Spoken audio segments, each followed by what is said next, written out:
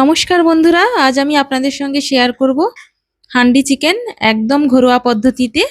আমি প্রথমে একটা মাটির হাঁড়ি নিয়ে নিয়েছি, তেল সর্ষের তেল দিয়ে দিয়েছি। সর্ষের তেল গরম হলে আমি দিয়ে দিয়েছি গোটা গরম মশলা আর 3টে শুকনো লঙ্কা। তারপরে দিয়ে দিলাম এখানে কেটে রাখা পেঁয়াজ।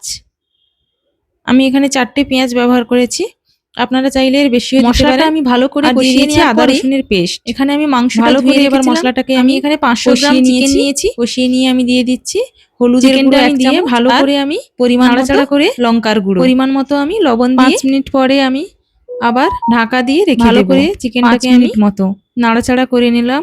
এবার আমি দিয়ে দিচ্ছি কেটে রাখা পেঁপে। এখানে আপনারা চাইলে আলু ব্যবহারও করতে পারেন।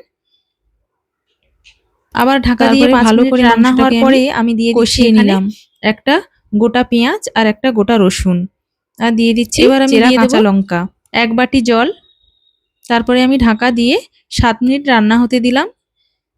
ঢাকনা খুলে আমি এবার দিয়ে দিচ্ছি কাসুরি মেথির, এই দেখুন, আর দিয়ে দেবো 1 চামচ গুঁড়ো গরম মশলা।